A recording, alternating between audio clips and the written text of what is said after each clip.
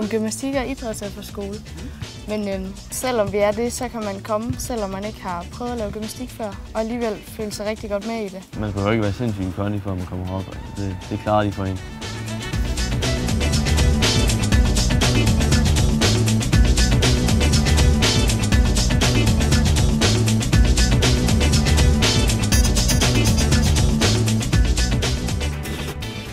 Kom for sportens skyld og få måske tabe sig på kilo og sådan noget. Bare springe ud i det, og så komme på efterskole, og Skivelund, det vil være et rigtig godt bud. Det er fedt med alt det gymnastik, og det giver bare et helt vildt godt sammenhold.